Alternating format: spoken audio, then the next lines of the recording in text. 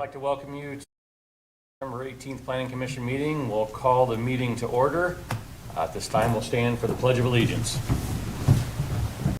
I pledge allegiance to the flag of the United States of America and to the republic for which it stands, one nation under God, indivisible, with liberty and justice for all. Okay, again, I'd like to welcome you here to the meeting. The first item on the agenda is approval of the minutes from the August 7th meeting. I believe Andrew sent them all out to you earlier. Unless you have any questions or comments, I'll entertain a motion to approve. I'll make a motion to approve. Thank you, Jack. Is there a second? Second. Thank you. Any further discussion on that? Andrew, call roll, please. Motion on the floor to approve the August 7th, 2023 Planning Commission meeting minutes. Jack? Yes. Dick? Yes. Rob? Yes. Tyson? Yes. Carrie? Yes. Bob? Yes. Bryan? Yes. Motion carried, minutes approved.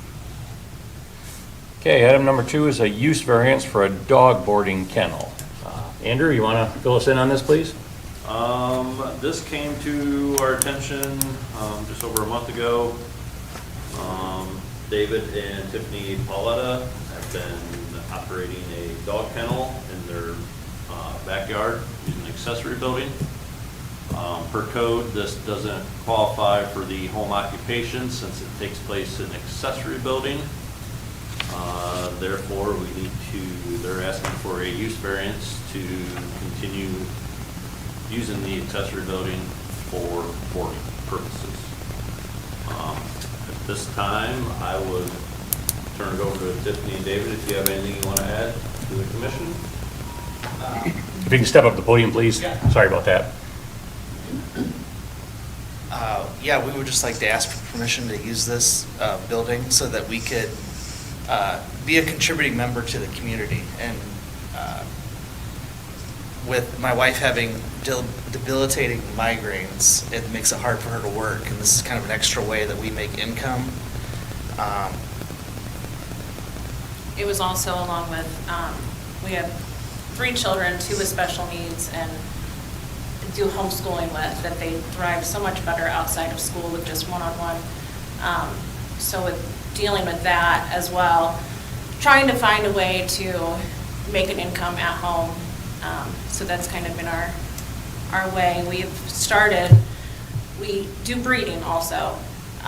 We already have our own 5 dogs. We have a kennel license, which we are kind of coming to the end of breeding. We're kind of done with that aspect and would like to just kind of approach the boarding part. We've had good success. Keep it clean. We've spoke with our immediate neighbors, asking, if you guys have any issues, please call us. If you hear dogs, both of our immediate neighbors have stated that they don't hear dogs at any time. We had one neighbor that was having issues. We went and spoke with her, gave her our phone number and said, feel free to call us whenever. And if you're hearing a dog bark or whatever, we'll handle it, as best as possible. I don't think we've had really any other issues besides a bark complaint here and there. Dog boarding is very expensive, especially when there's only so many options. And this is just a 4 kennel building, so it's not like it's 10 kennels or anything like that. It's a small kennel. I love dogs. I've worked with dogs since I was young. I've trained. So that's kind of what I've always wanted to do. A country house at this point is not an option with house prices. So Sure. We're just trying to get by with what we can. Okay. Any questions that we have? Or we can call them back up, obviously. I actually have one. So it's one of those things that was brought to your attention. Andy, can you tell us how that was brought to your attention? Police were called for a barking dog.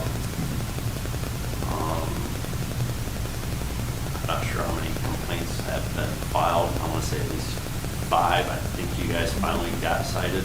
Yeah, we were seen last week in court for it. And that's where we went and talked to the neighbor that had been calling.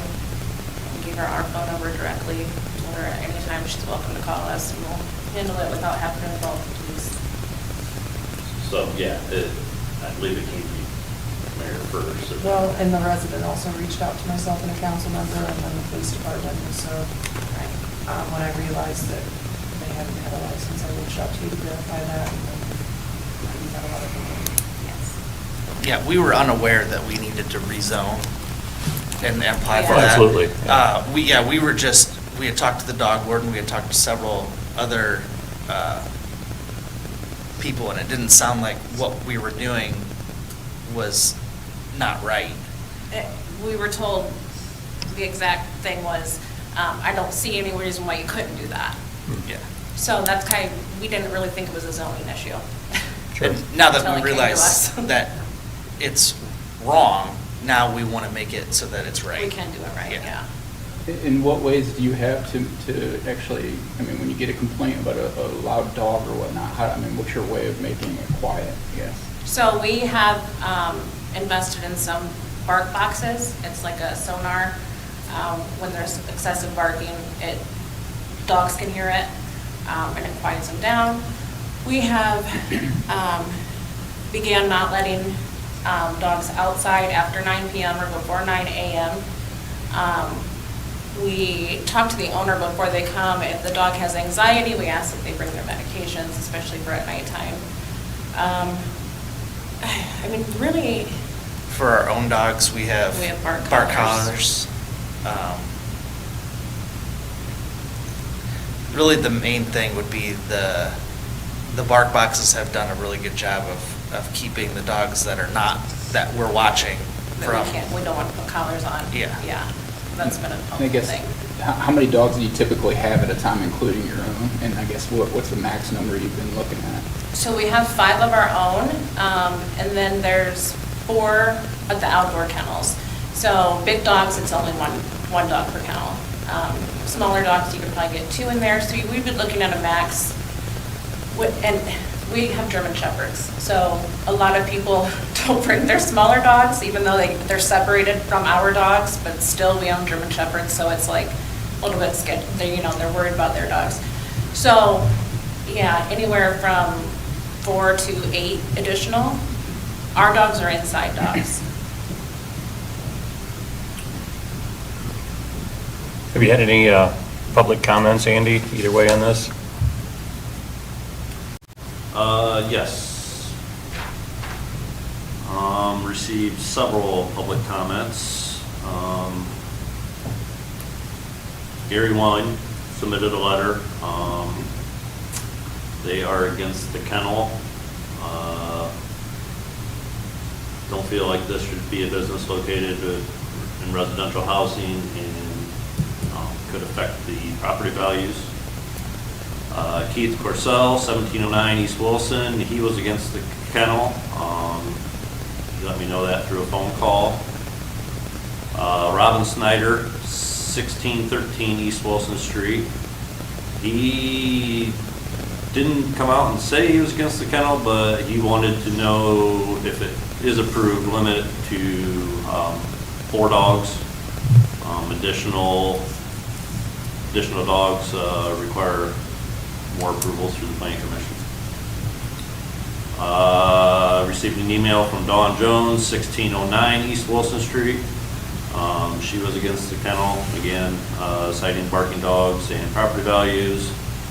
And Cindy Stoller, 1710 East Wilson Street, was against the kennel, citing the same thing, barking dogs and property values. I also received a phone call from Kate Patterson, which I believe she is here, if you wanted to address. Okay. Okay. What dog breeds are you? We own German Shepherds Like, ourselves. The ones that you're in the kennel? You'll board any dog, right, We pretty can do- much? Yeah. Are there any breeds that you will not? Aggressive, like if there's a history of aggressive behavior, we won't board them. So like pit bulls, as long as it's a friendly pit bull, you would do that, or? If there's no history, yes, of aggression. And that was, our kennel is also, it's got a dog door so they can go in and out. So we've also been working on soundproofing the inside as well. We've invested a lot in this.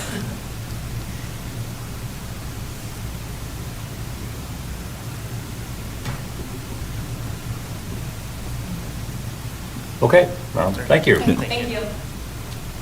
Yes. Any public comments on Mrs. Batterson? If you want, like to come up, please. Sure. Thank you.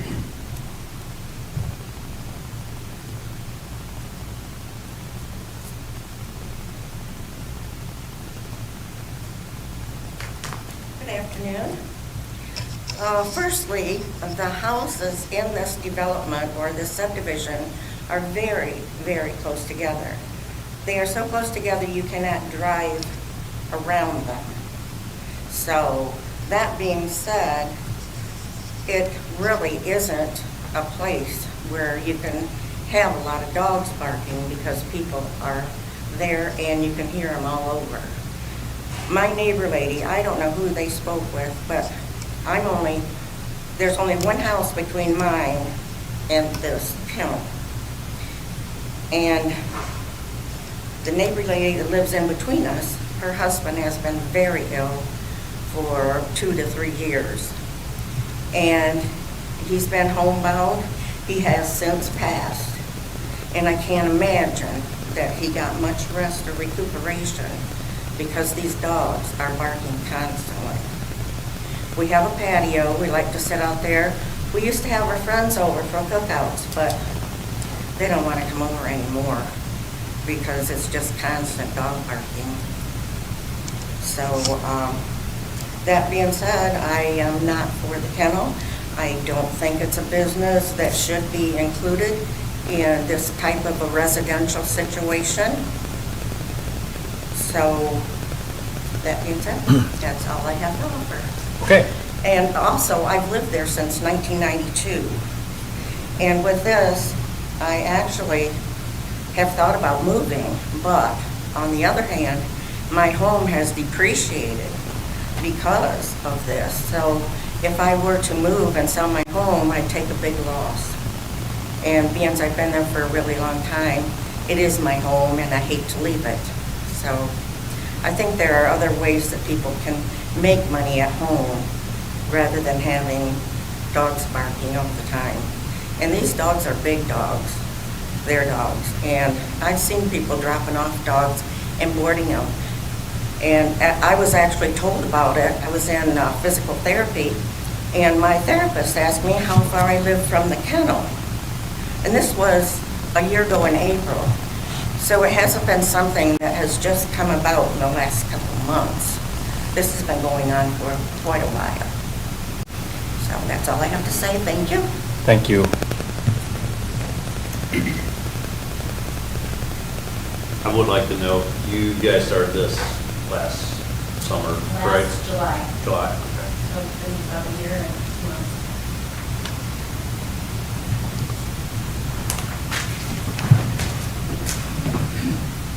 Anyone else have any comments they'd like to let the board know about?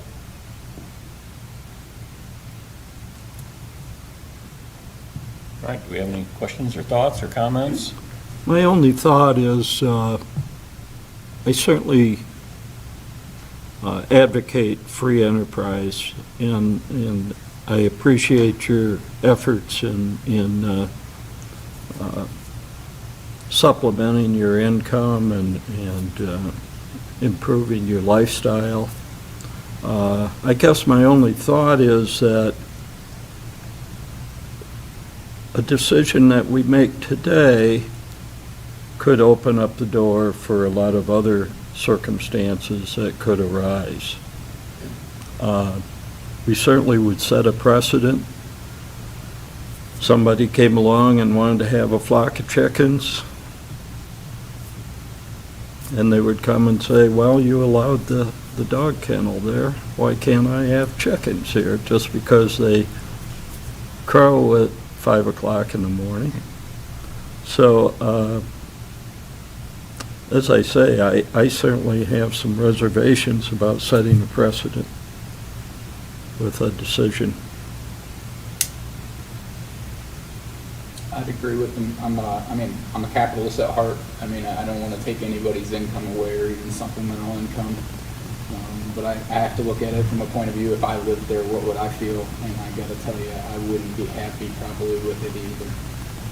I've actually, since this was brought to my attention, actually talked to a few people that actually have taken their dogs to you, and they're like, don't do away with it. And I have to look at it, what would I do if I lived there? And I understand that we need a place to maybe take a dog to board at an affordable cost, and you're doing that, providing a service to the community, and I don't want to see that go away, but I can't get over the fact that if I lived there, what would I feel? And I definitely wouldn't be happy with this, so I'm with them that I just don't think it's something that we can set the precedence today and say yes, and then later on what happens when more people want to do it.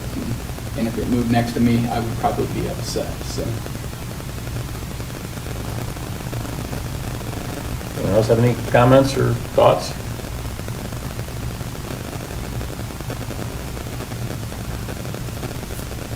I guess if we don't, I'll entertain a motion either way to either approve or deny the use variance.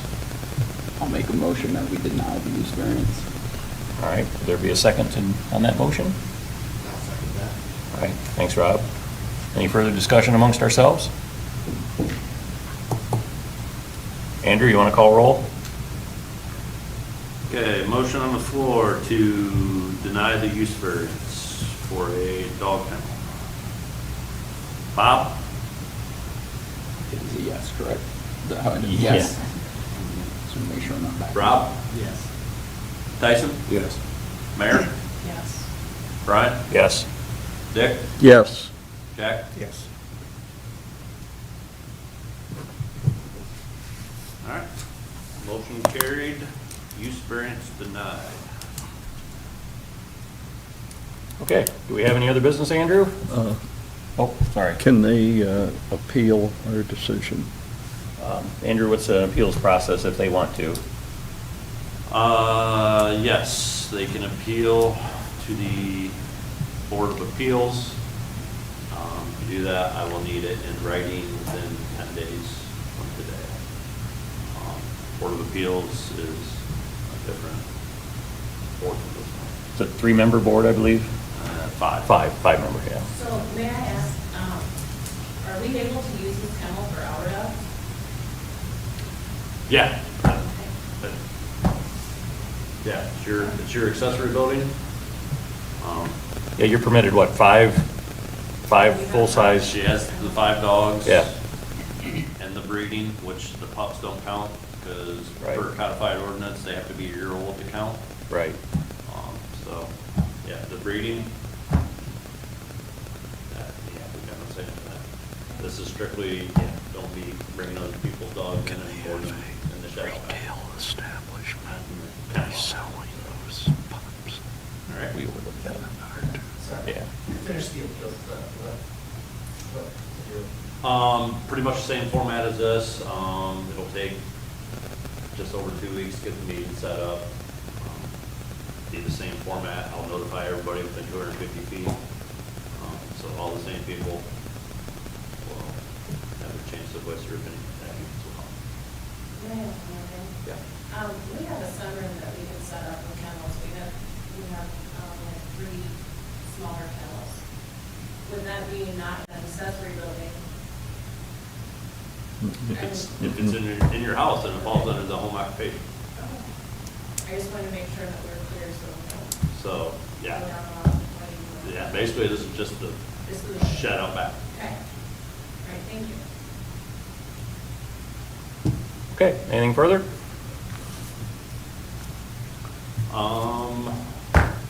I have nothing as of right now for October, so Okay. unless something comes up, we might have a meeting mid-October, if not, for November. Okay, I'll entertain a motion to adjourn. So moved. Second. Andrew? Motion on the floor to adjourn. Dick? Yes. Jack? Yes. Bob? Yes.